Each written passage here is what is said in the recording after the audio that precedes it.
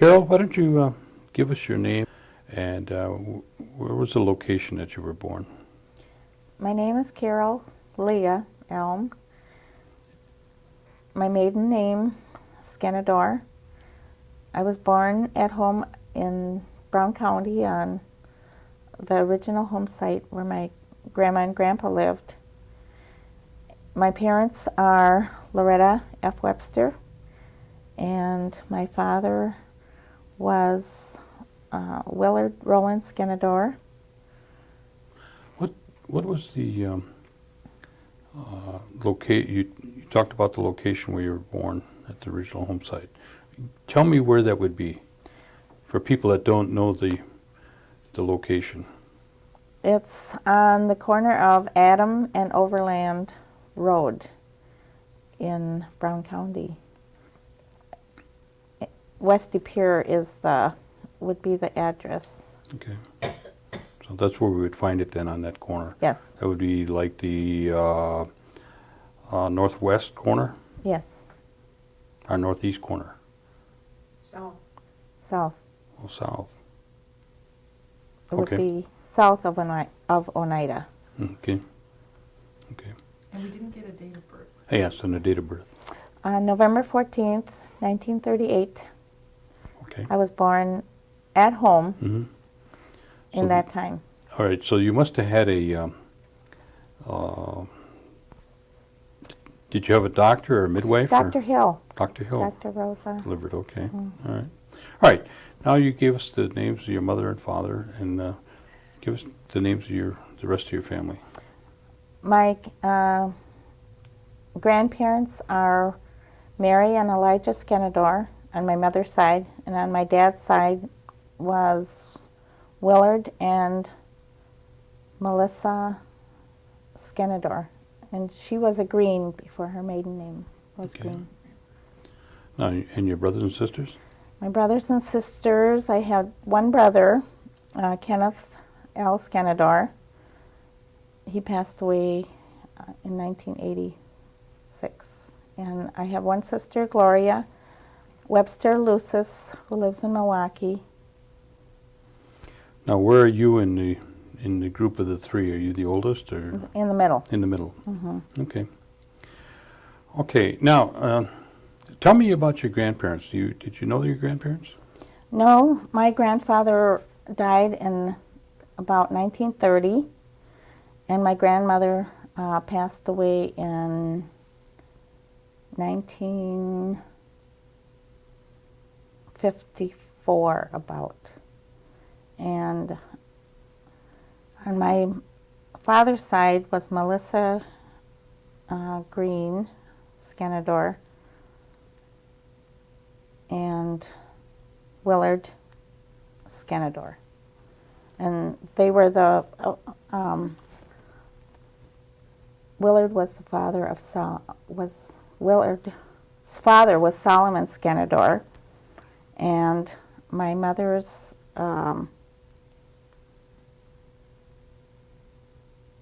father and mother were Mary and Elijah. I think I mentioned that before. Okay. Now, you say you didn't know your grandparents that well then, on either side. Only my grandmother Mary. You knew her. Yeah, I was probably about 10 years old when she passed away. Okay. All right. Tell me what you think when you think of your grandmother. What comes to your mind when you gotta, when I think of my grandma, I always think of white hair, an apron, and cooking. Tell me what you think of when you think of your grandma.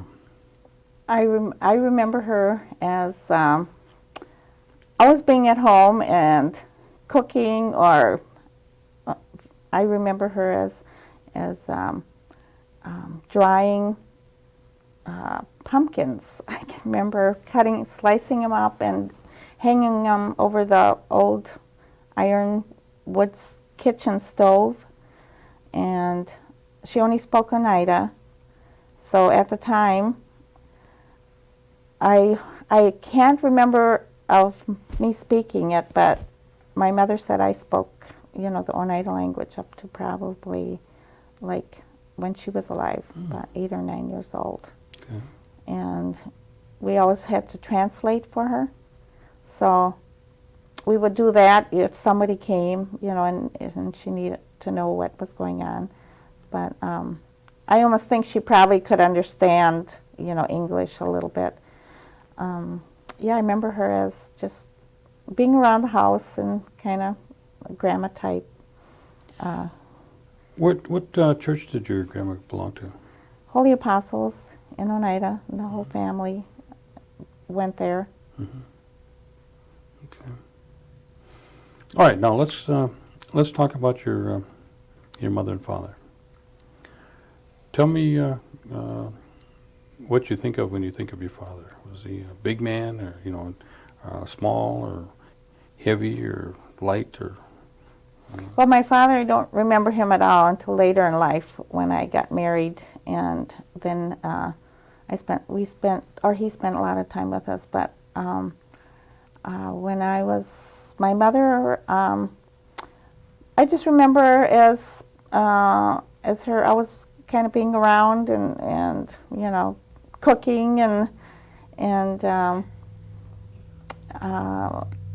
all my relatives, my aunts, and always used to come over and visit and seemed like they stayed overnight. It wasn't very far, but in those days, 10 miles was a long ways. So, if they came over, or maybe that was just part of the tradition, was we went over there, we stayed overnight for a couple days. If they came over to our house, they stayed overnight for a couple days. And I remember as, just family being around, aunts and uncles, and visiting in the evening. And so it was like more as a group that I can remember, like maybe even planting or gardening or things like that you always did around the house in order to survive, more or less. Mm-hmm. Do you know what amount of education that your mother had? She went to 8th grade, and the school was just down the road from 2 miles, Highview School. She went to public school then? Mm-hmm. Okay. And I went there also for 8 years. I went to that school. I remember walking to school for maybe the first 4 or 5 years. And finally we got a bus, so we got bused to school, so that was kind of nice. Mm-hmm. Did your mother speak Oneida? Yes. Yes, Okay. she spoke Oneida. Well, mostly to my aunts and my grandmother that I remember. And I can remember sitting on the steps and the upstairs steps. We were supposed to go to bed, but we used to sit on the steps and kind of listen to them talk. And when my aunts and uncles would come over, or her sisters, she had Leah Cornelius and Mathilde Cornelius, who was married to Fred Cornelius. And they would visit and, downstairs, and they would keep sending us to bed, but we'd sneak down and listen. And I can remember doing that. Did you have electricity and running water? No, we didn't have electricity or running water, so we were always getting in the daily water supply, and I remember the lamps, always cleaning the chimneys and making. Oh, the kerosene. It was like a job. You had to make sure the lamps were filled and the chimneys, or the lamp chimneys, were clean. And so I can remember, them being lit up in the evening, sitting on the table, and probably reading, or I remember just bringing books home from the library from school and, did a lot of reading. Okay. What were your chores outside of cleaning did you have a big garden? I remember a little garden, Mm-hmm. weedy garden. And I remember that was probably, we did that, and we also had to haul in the water, haul in the wood and coal. I remember getting shooed out of the house when it was dishes time. So I probably, maybe up to a certain point after I grew older, I probably did the dishes. But I remember cooking, not me, but my family. My mother cooking, and we always seemed like we had enough to eat, but we always had to, as soon as we got done eating, we had to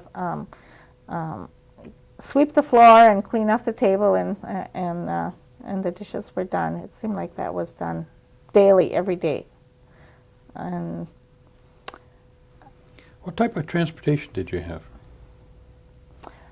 well, I remember my aunts and uncles. They had cars, and up to a certain point, it was, if you had to go to town, you kind of went to town together, shopping on probably maybe a couple times a month, and so they would kind of go to town together, and get whatever you needed.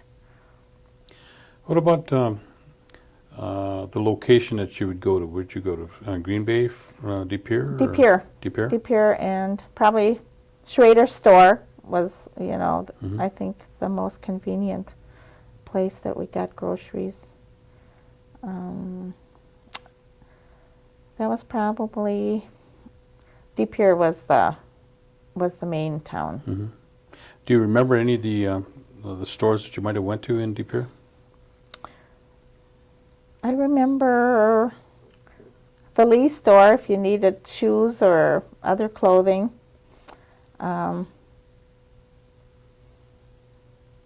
Baton's store, I think, was a grocery store that I remember. There was a meat market too, but I can't think of the Okay. name. Tell me what a typical Sunday would be like. Sundays, I remember going to church with my aunt and uncles. And that would be at the Holy the Apostles in okay. Oneida. Mhm. I remember they would, we'd kind of wait and go to church with them because they had a car. And I remember attending church school on Saturdays where the priest would come and pick us up. That was Father Christian. And I remember he had a station wagon. And he would come and pick us up and take us, to church school on Saturday, where we learned, about what was going on and what Christianity Okay. was. Tell me what you remember about, did you go to midnight mass? Yes, I remember of going Tell me about that. to Christmas Eve. Was always, you always went to church, and the church was just packed. I remember that, and it was always cold. Cold, not in church maybe, but I remember as just being a cold evening. What, do you remember, did they have a choir? Yes, Yeah. yes. I always remember my aunts and different elders being in the choir, like my Aunt Leah Cornelius. I especially remember her and Blanche McLesters, and Ruth Baird kind of stands out in my mind. Is Do you ever remember them singing the Te Deum at, I think so. I basically, I think a man always sang that song, but you they don't would remember always who it join might be, in. though, huh? No, I Okay. don't. Okay. You told me not to ask you about Christmas. Should I ask you or no? Oh, yes, you may. Okay. Tell me what a typical Christmas would be like at home. Christmas seemed like it wasn't that much of a big event in my life. I just remember of my aunt always sending a package, Eleanor Cornelius, and she lived in Detroit. It was Eleanor and Alvin. That was my aunt and uncle. So every year we'd get a package. It would come in the mail, and it was like the anticipation of wondering what was in that box. And I don't know if my mother ever knew, but we'd sneak and we'd open the box before so we could see what was in there. Well, she knows now.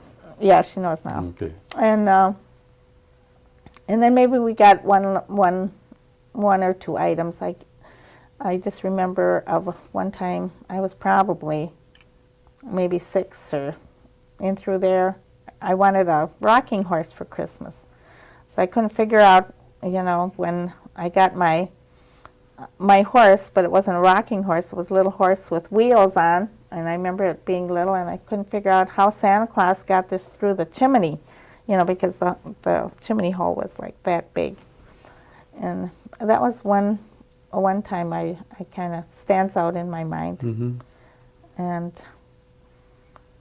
other than that... Took you a while to figure out how he got it in there. Mm-hmm, Okay. mm-hmm. Maybe that was my last time of wondering how Santa Claus, gets all this stuff through the chimney. What about Hoyan? Oh, I always remember going Hoyaning and how cold it was, but we still went and just enjoyed getting our donuts from certain houses. Lily Dockstader was one house that I remember. We always got a donut there. And Josephine Skenador and Dave Skenador, that was my uncle and aunt, and I remember of getting donuts there. And then we even went to a few white people's houses down the road, and they would give us candy. And What did Hoyan mean to you? I guess it meant getting some goodies, Mm-hmm. And we had fun going down, because there was probably, it seemed like there was a few more than just me going, but I can't remember who. I see. Did anybody ever tell you what the meaning of it was? Not that I can remember. Okay. It was just like a day you knew was coming, so Mhm. you went and Sure. and wanted to get some treats. Is there any other holidays that stand out in your mind? Like Easter or maybe 4th of July or...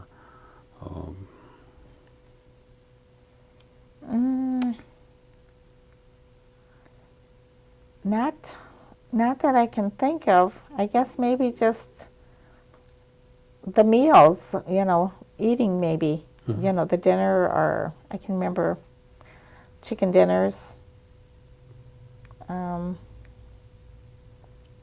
The gathering when the family would get Mhm. together then, huh? Okay. All right. Now, let's go back to the school. You said you went to the same school that your mother did. Hmm. What was the name of your school? The name was Highview, and it was like 2 miles. Now it's located on Flores Drive, but now it's an apartment house. But at that time, it was like a 2-room school that I remember when I first started. And like 1st through 4th grade had a teacher. I remember her name was Audrey Virgin, and then the upper grades was in another room, and their teacher's name was Mr. Van Hout. And so we walked to school every day and came home. I'm not sure. In the wintertime, it made me think of, I think I missed quite a few days of school in the winter, because just being 1st grade, 2 miles was kind of a long ways to go. I remember liking school. I remember just, learning, and I remember me and this other girl, Pauline Lansell, we were teacher's pet. Up to the 4th grade, I can remember being, maybe the kids teased us or something about being teacher's pet. I really never hear that word anymore, but, and then, I graduated from there also.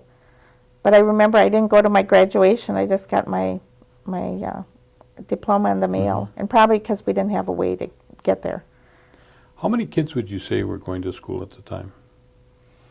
Well, in each class there was probably 6 or 7 kids. So 7 times 8, maybe 40 kids in the whole school. And what was the ratio between the Indian and non-Indian? I would if you had to guess? say probably half. I would. Okay. Can you remember any of your schoolmates? Sure. Why don't you tell me some of the names? I remember my best friend was Pauline Lansell. Mm-hmm. And then I remember Annabeth Ninham or Ness, all that family, Rebecca Ninham's family, the Lloyd and Eva Skenedor's family. That was some of my relation that lived just down the road from us. There was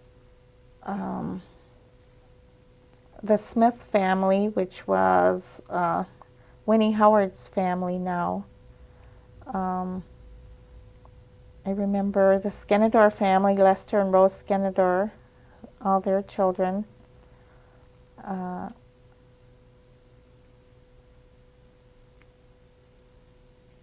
Let's see, Chris Dockstader, their family. Let's see, who else? Okay. Did the school, it didn't have electricity or running water, did it? Yeah, it did. Oh, it did? Mm-hmm. Mm-hmm. I had coal furnace, I remember that. They had, for heat, I remember we could bring a jar of soup or something in like a glass jar, and the teacher would put a pot of water, or not a pot of water, but a pan of water on the stove, on the furnace somewhere, wherever it heated, and we could put our soup in there to heat up for lunch. And so I remember just having a sandwich or soup in it, and it used to be so good. And I can remember like Campbell's soup or something. We used to open the can and put that in a jar and take it to school and for lunch. I can remember like we each had chores to do also at school, which stands out in my mind.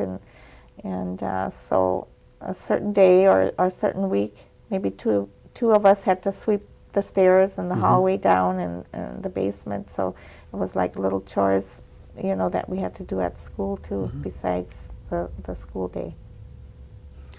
Now, when you finished going to Highview, where did you go?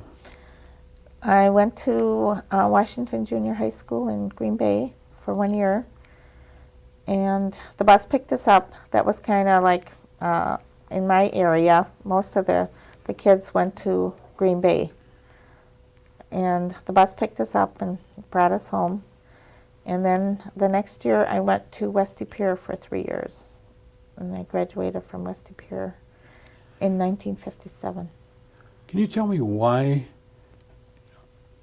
or what, if there was a reason, why you would go from the west side out in the country to the east side of Green Bay to go to school? Do you know of any I reason think for that? because the bus went through there. At the time, the bus didn't go through for West De Pere, but maybe if I would have signed up at West De Pere, it might have, you know, come around that way. But Well, it just seems strange that a bus from the east side would come over to the far west side and pick kids up to go to school. well, I think all the kids in our area went to Green Bay at that time. But you'd think they'd go to the West Or High. West De Pere. Yeah. Or West De Well, Pere. it went to West High because I can remember, like Benson, that family went to West High, but for some reason we went You went to on East the High and Washington Junior. Okay. Then you went to West De Pere. Then I went to West De Pere. Okay, well, even at East High and West De Pere, coming from the grade school, was that a big difference? It was. Yeah. It was a big tell me difference, but it what you experienced. It was kind of exciting, I guess, to go, you know, to school in Green Bay, coming from a small school, and of seeing, you know, a much larger group of kids, and not very many Indian people going there, or children, or but I did meet my friend at that time was then Pat Metoxen, which is Floyd Metoxen's family. Gilbert and Lorena Metoxen's family lived in Green Bay on the east side, so I met that family. Pat, she was in the same grade as I was, so we chummed around for that first year. And then the next year when I went to West De Pere, then it was, my friends were like Leland Danforth's family, his sisters, Gladys and Barbara. Okay. And you say you finished at West De Pere, but up through your teenage years, was there a lot of activities going on for the youth at the time that you remember? Or, just what was the makeup at the time that you remember? Mostly, there was activities at school, but I didn't participate in them mainly, I think, because transportation. So I just came home on the bus, and outside of that was at West De Pere. I did join. I wanted to play something in the music department. So at the time, I remember that teacher saying, "Well, all we have left is the drums." So I started to take lessons in that, and then I was in the band, and we had an all-girls section. In the drum section was all girls. There was 7 girls, and one was Barbara Brunette. That was Leland's sister, and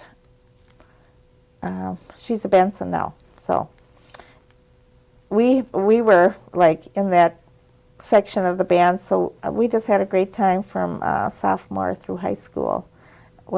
That was my only activity there. And outside of that was our church had a group. The Methodist and the Episcopal Church had youth groups. So on Tuesday or Wednesday, it was either that, one or the other, or both if we could get there. Mm-hmm. Transportation might have still been a problem, but it seemed like we got there. We got where we wanted to go. I see. Now, you said you played the drums then. Mm-hmm.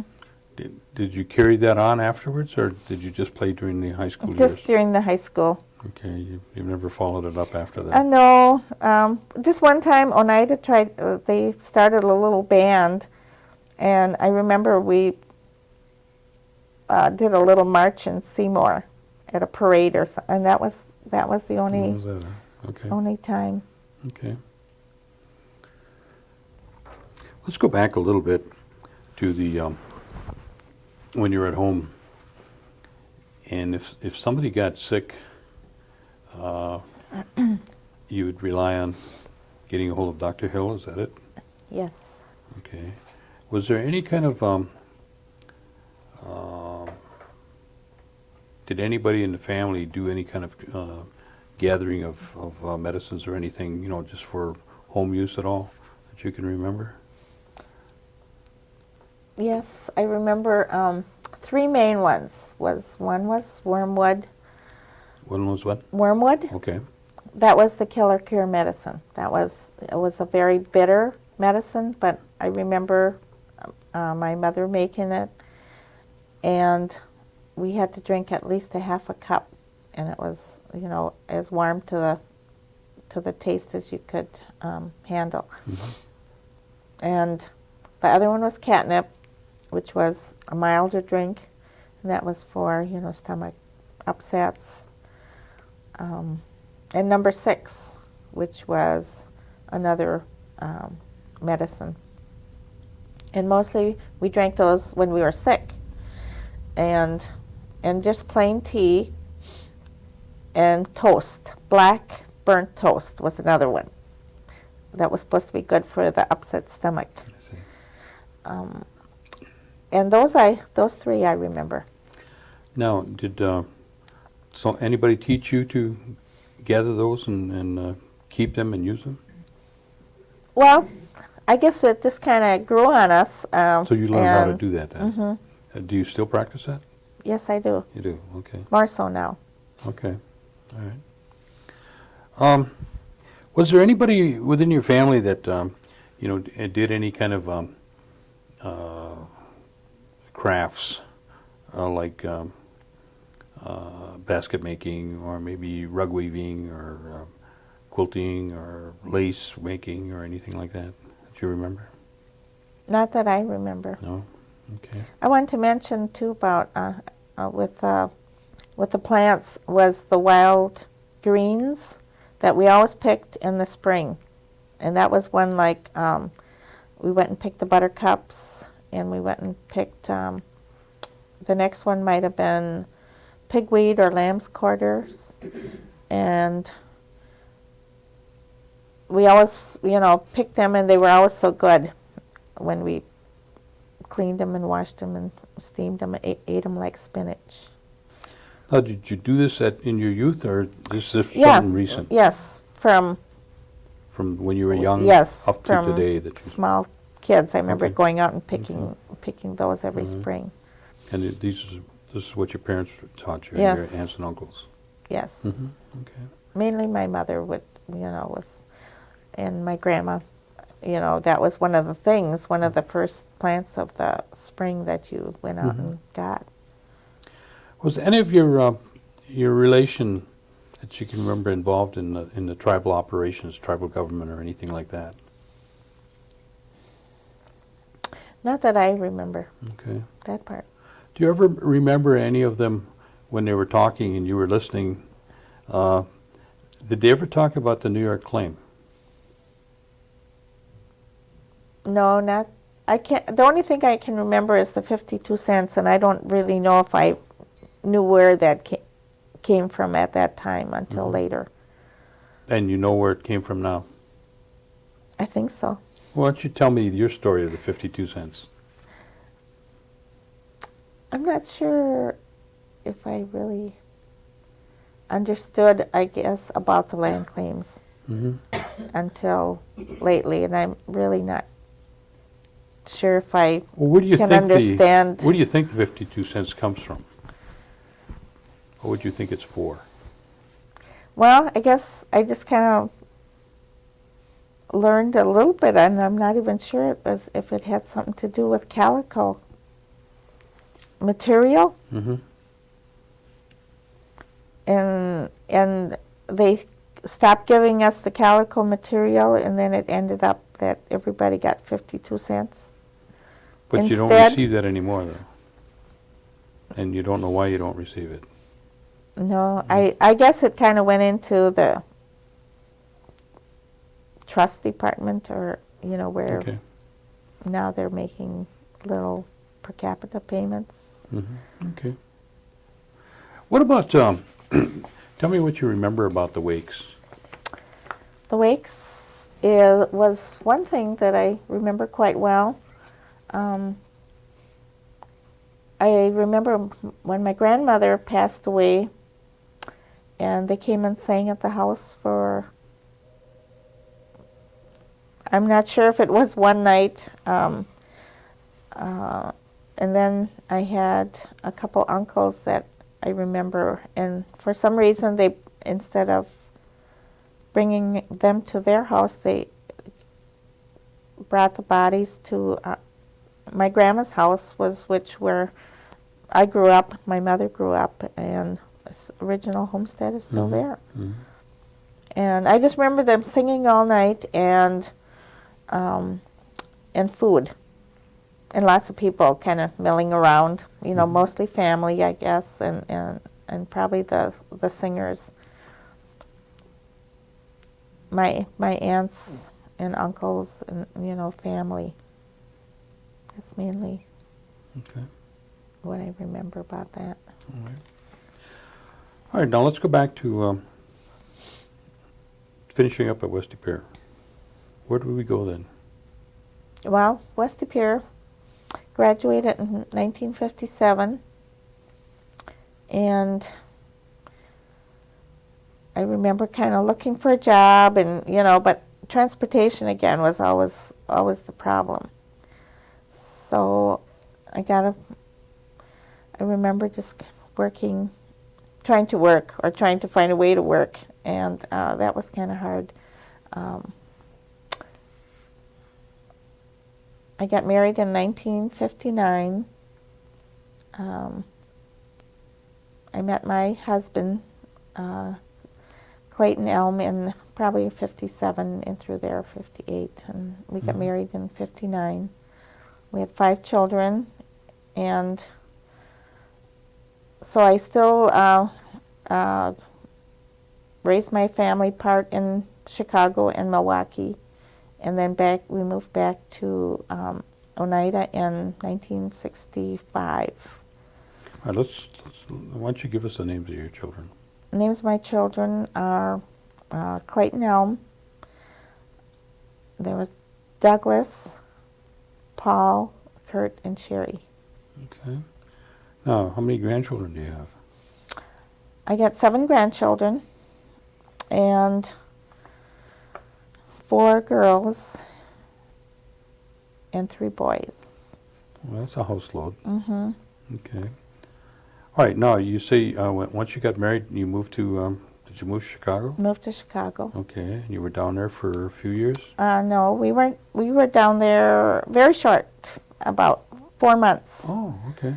Well, Clayton attended out-of-body school, one of the relocation school plans that they had at that time. Through the Bureau of Indian Affairs? Okay.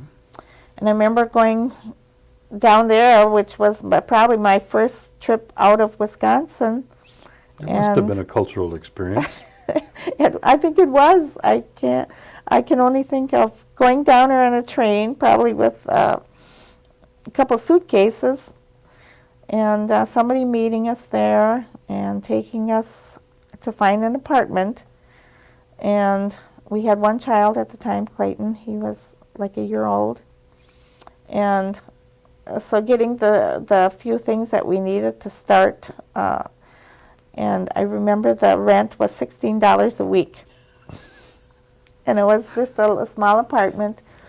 And they took us like downtown to Sears. I remember going to Sears. And so they bought us like, because it was like September or so, they said, well, you're going to need some warmer clothes. So I remember, getting some warmer clothes for winter.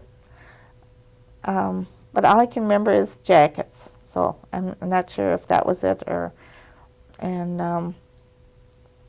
I remember we went and got some household supplies and then he went to school during the week and it must have been a 3-month school. Okay. So you finished up there. Mm-hmm. And then what did you do? Then he got a job for a while, and then we moved to Milwaukee because his brother lived in Milwaukee, and so he got a job in Milwaukee, and so we lived in Milwaukee for like 7 years. Oh, okay.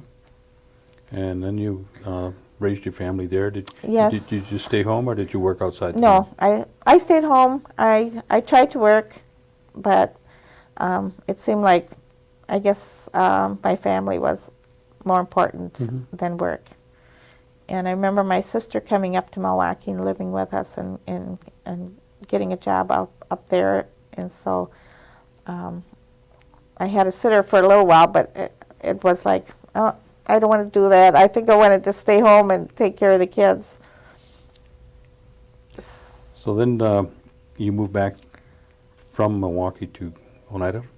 Yes. Okay. We moved to Oneida, and all the kids were, I think my oldest one might have been 6 or 7. And my daughter, Sherry, was a baby, so we thought, well, got to get out of the city and where they can run around outside and play and without having to worry about them. So we moved back to Oneida, and so the kids then went to the same school that I went to, Highview. Oh, Highview, okay. And by then it had expanded to 3-room school. And so maybe a few years they went there, and then the school district consolidated, and then they ended up going to West De Pere Okay. to, elementary school, and then they closed that Highview school down. And you stayed home raising your children during the time that Yes. you were in school? I still stayed home, Okay. and Well, when was it that you began to move out of the home? I know that you've worked a long time for the tribe, and I started for the tribe in '78, in what capacity? but I started to, or maybe it was, I started at the library, just working part-time. Alberta Baird, who was a librarian at that time, talked me into just coming in part-time, and so that started my Your my professional career in, yeah? yes. But what year was that? That was probably around 1970. Okay. And so then I just worked like a couple hours a week, and it was just fine. And then I started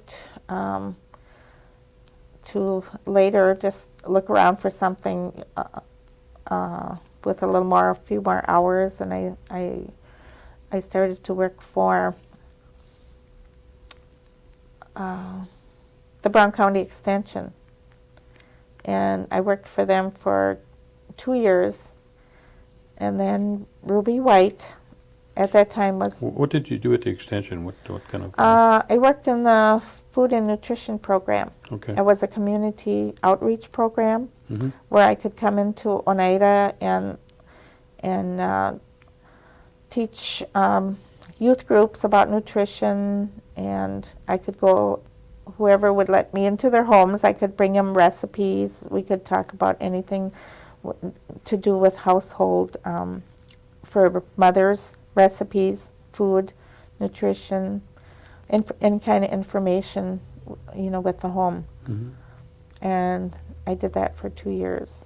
Okay, then you went with Ruby White, you say? And Ruby White called me and she said, the cannery needs a supervisor, and I would like, you to apply for it. And I said, well, I don't know if I really want to do that. And so my boss at work said, well, if you want to try it, you can come back if you don't like it, Mm-hmm. So I said, okay, that sounds good to me. So in 1978, I started with a And you've been community cannery. Miss Cannery ever since? Yes. Okay. Well, I did take off for 5 years, and I tried something else, and and where I worked then was ORTEC, the Oneida Environmental Lab, Mhm. and it lasted for 5 years. Mm. So I came back, and I worked for the Elderly Center for a while, and then I went to visit Vicki Cornelius at the cannery, and so she talked me into coming back as a supervisor, and so I agreed. Tell me about the cannery from the when you first went into it and its location and what you were involved in compared to what it is now. I mean, it's grown tremendously.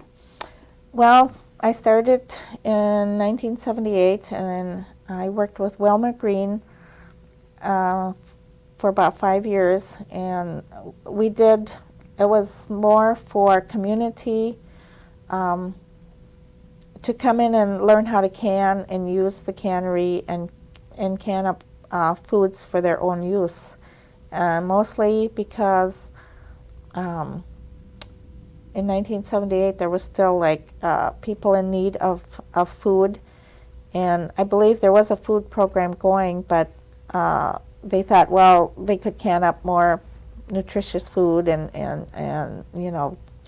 garden things that they planted, and so that worked out real good. Quite a few people came in and canned, learned how to use our facility, and so off season we started to do the traditional Indian corn. We took the hominy recipe, and we started out, I think, mainly with hulling out the corn and just selling it fresh to people.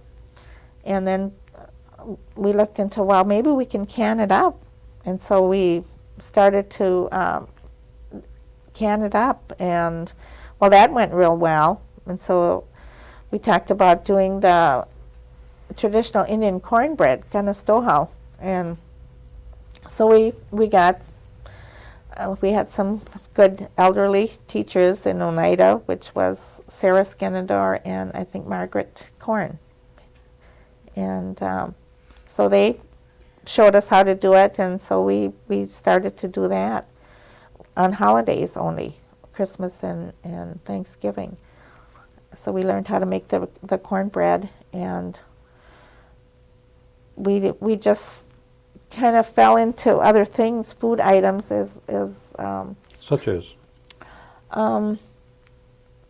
Well, I guess it would be just like the venison. People, went, well, how about venison? Could we can it up? Because we don't have enough freezer space.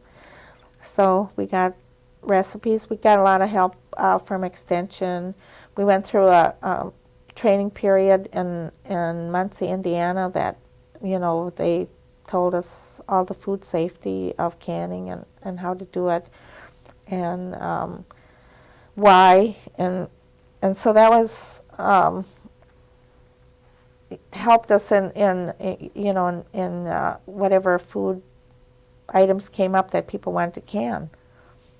And chicken, meats, beef, not a whole lot, but just, certain families, wanted to can up like mainly the venison. I remember, and then there was the different people went, well, can you make head cheese? So, they'd bring in their pig head, and we found a recipe how to make head cheese. And so we did that. I remember for a few years, but we don't do it anymore. No. Nobody has ever asked for for the making of the head cheese anymore. What about any kind of herbs or medicines? Do you work with that at all through the cannery? Or is that pretty much we with did. Junhinqua? It seemed like we always kind of went into anything with the plants and the herbs too, and so I started to learn about the herbs, and so through the cannery, I got invited to do identification of plants, Mm-hmm. and also meeting other people who I learned what plants are out there now that you can use for medicines and teas and for eating, any of the wild plants. Do you give any kind of like classes or demonstrations on that now? Right now, I kind of refer them out now because mainly the cannery has taken up a lot of my time with just with the canning of foods. But our program, Junhinqua, we have the retail store with the herbs and the foods. Would you say that Junhinqua grew out of the cannery? Yes. Okay. Yes. And tell me a little bit about what Junhinqua is all about. Well, Junhinqua, the Oneida name means life sustenance. So food is that, food and plants and herbs and is what we're all about, gardening.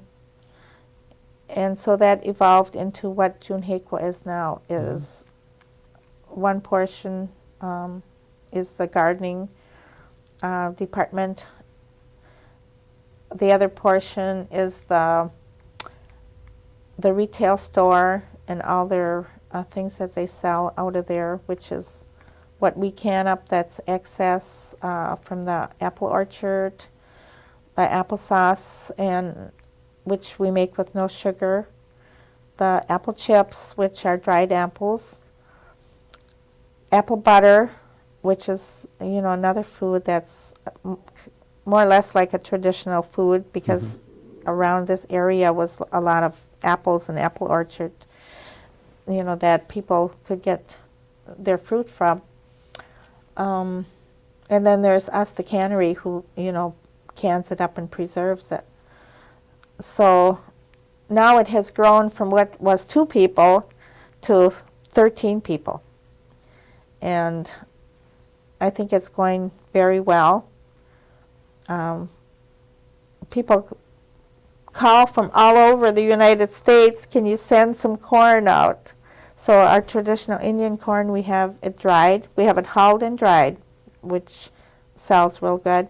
We have it canned in the jar, which we have packaged it up real good and sent it to California and different places. We have the corn flour, which you can buy out of the cannery. And we have held classes in all those 2, how to make the soup and how to hull the corn, how to make the cornbread. So we have some customers for the corn flour that we will just come in and buy the flour and make their own cornbread at home, which is what we wanted people to do. When you started out, when you first started making the cornbread, did you have very many orders? Yes. Yes, we did. Is it? But it's grown since then. Some of our elders tease me because we make 1-pound loaves, Mm-hmm. and they said, well, a long time ago we used to make them big as plates. Mm-hmm. And so I said, well, yes, but you only made maybe 5 or 6. We're making like 487, which we made for our last Christmas and or Thanksgiving. Christmas goes down a little bit, but we still had like maybe 300 orders the last time we made it. That's for Christmas, or is that during every week? No, that's for Christmas and New Okay. Year's. What's your average per week? 50. 50? Mm-hmm. And we sell that out of our retail store too. Some of it goes over there, and Okay. then the rest is by order. And I think the revival of the cornbread, because I know at one time it was very difficult to get, and not very many people knew how to make it, or maybe they did, but they didn't make it because of it takes quite a bit to make that, at least from my point of view, anyway. Mm-hmm. So I think it, what you people have accomplished in the cannery with that, and kind of what I would call a revival of that, so to speak. I don't think there's any place else that I know of that makes it the way, or on the volume that you make it, do they? I don't believe so. No place think- within the Confederacy? Well, yeah, maybe there is, but I'm not sure if they're still going. That's where we got kind of our idea from,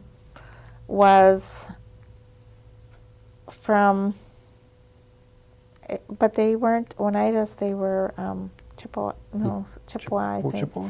Yeah, They make the had, bread? They had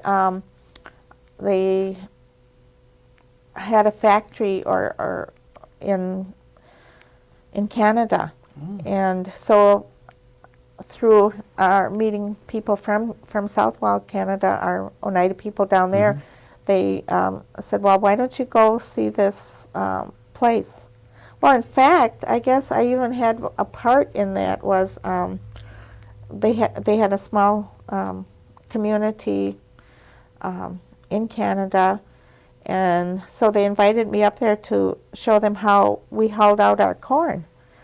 And so they either wanted to can it or wanted to, see about starting something like we had here. So I went up there, and so we did the corn, hulled out the corn, and processed it in a small pressure canners on the stove, just to show them how to do it. And so they started, a few years later, they started to do the corn flour. And so, I happened to get a little bit of that also. And so then it kind of gave us an idea, well, why can't we do that also and make, have the corn flour available for people. So actually we've been giving classes since like 1985 and through there, on corn, how to make cornbread.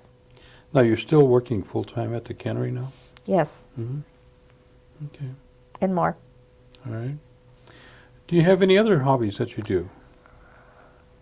You don't play drums anymore. Well, I try. I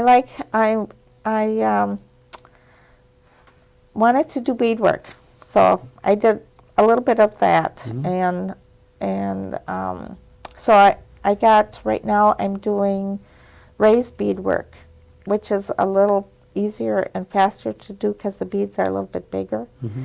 And so I got a few projects that I'm doing on that. And probably my herbs are probably my hobby I see. also, is collecting them. And because it takes time to go out and pick them and dry them and take them, prepare them to, you know, to use them. I put them in these blue canning jars that I have found over the years and store them in there. But that's time consuming also. Good. Now, what kind of recommendations would you give to your grandchildren and all the other children that you may have an opportunity to speak to through this medium in terms of advice for their future years? Well, I guess, again, it would be take advantage of all the education you can get. And just go on from there. I advise my grandchildren, I'll say, well, you know, get a job anywhere, at McDonald's, you know, anything going on, and then you can see what you don't like, and then you can go on from there, and gradually you'll come across something that you like to do. And I think education is real important. Okay. Do the best you can with, you know, what you're getting now. Mm-hmm. Okay. Anything else? I guess just learn all you can about your traditions and culture and who you are, and be proud of being Oneida, and just keep on learning what all is going on in the community and about your tribe, you know, about all the